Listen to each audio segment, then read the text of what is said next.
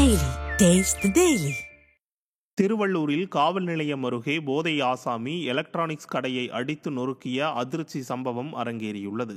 கொண்டமாபுரம் தெருவில் சோலைக்குமார் என்பவருக்கு சொந்தமான எலக்ட்ரானிக்ஸ் பொருட்கள் பழுது பார்க்கும் கடைக்கு 2 தினங்களுக்கு முன் ஜெயாநகரைச் சேர்ந்த டிரைவர் குமார் என்பவர் தனது எலக்ட்ரானிக் கடிகாரத்தை பழுது பார்க்க அளித்துள்ளார். போதை தலைக்கேறிய நிலையில் தன் கடிகாரத்தை உடனடியாக பழுது பார்த்து தரவில்லை என்று கூறி அங்கிருந்த விலையுயர்ந்த பொருட்களை அடித்து நொறுக்கியதாக கூறப்படுகிறது. காவல் நிலையம் அருகே நடைபெற்ற சம்பவத்தை அறிந்த பொதுமக்கள் இதுதான் விடிய அரசின் சட்டம் ஒழுங்கின் லட்சணமா என கடுமையாக சாடினர். டிவிஸ்லாம் உடச்சிட்டு நான் யார் தெரியுமா, நான் எப்படி தொழில் நடத்த விடாமல் பார்க்குறேன் பாரு அப்படின்னு சொல்லிட்டு ஒரு கொலை மிரட்டல் விட்டுட்டு அடிக்கிறதுக்கு வந்தேன் சார். நான் அதனால கடவுளில் போயிட்டேன் சார். இந்த மாதிரி ஒரு சில வாடிக்கைகளை செய்யும்போது எங்களால் தொழில் பண்ண முடியல சார். இது காவல்துறை ஒரு உரிய நடவடிக்கை எடுக்கணுன்ற ஒரு ஊர் தெரியாது சார். கஸ்டமர் கான்டாக்ட் நம்பர் தெரியும், அவருடைய பேர் தெரியும் சார். அவர் பேர் குமார் சார். அவர் ஜெயநகரில் ஒர்க் பண்ணுறாரு. கோவையைச் சேர்ந்த பெண் ஒருவரிடம் சுமார் 13 லட்சம் ரூபாய் மோசடியில் ஈடுபட்ட வடமாநில இளைஞர் சிக்கினார்.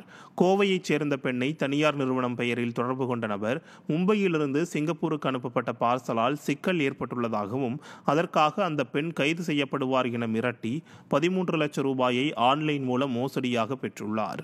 இது குறித்த புகாரில் மத்திய பிரதேசத்தைச் சேர்ந்த சந்தீப் திவாரி என்பவர் சிக்கினார்.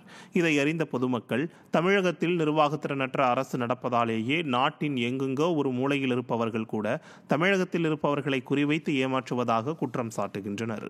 தூத்துக்குடியில் காவலரை இளைஞர்கள் சிலர் மதுபோதையில் தாக்கிய சம்பவம் அதிர்ச்சியை ஏற்படுத்தியுள்ளது.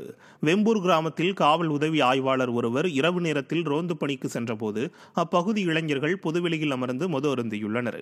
அவர்களை வீட்டிற்கு செல்லுமாறு காவலர் அறிவுறுத்திய நிலையில் எங்களுக்கே அறிவுரை சொல்றியா நீ என கேட்டு அப்பகுதி இளைஞர்கள் காவலரை சட்டையை பிடித்து கீழே தள்ளியுள்ளனர். மேலும் அவர் வாகனத்தின் சாவியை எடுத்து தூக்கி வீசி இளைஞர்கள் ரகளையில் ஈடுபட்டுள்ளனர்.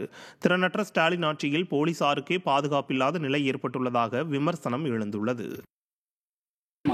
இவங்க பூரா இந்த வேலை தான். யார் சொன்னாலும் கேட்க மாட்டாங்க, பெரிய ஆள் சொன்னாலும் கேட்க மாட்டாங்க. தண்ணியை போட இந்த குடிமரத்தில் உட்காந்துட்டு சாதி பிரச்சனை கண்டிப்பாக ஒன்று இங்கே கண்டிப்பாக கொலை நடந்துடும் சார். நீங்கள் என்ன ஆக்ஷன் எடுக்குமோ எடுத்துருங்க. ஏன் சார் அப்படி யாரான்னு அதை நீங்க கவுண்ட் பண்ணி எடுங்க சார். நாளைக்கு இல்ல நான் கம்ப்ளைண்ட் நாளைக்கு நான் கொடுக்குறேன் சார். நான் அந்த சார்ஜ் தான் நான் கொடுக்குறேன் சார். இங்க இதுதான் நடக்குது. இந்த பையன் எவனுமே சொல்றதை கேட்க மாட்டான். நீங்க அந்த கவர் பண்ணி எடுத்துருக்கீங்களா, அப்படியே கொண்டு வாங்க.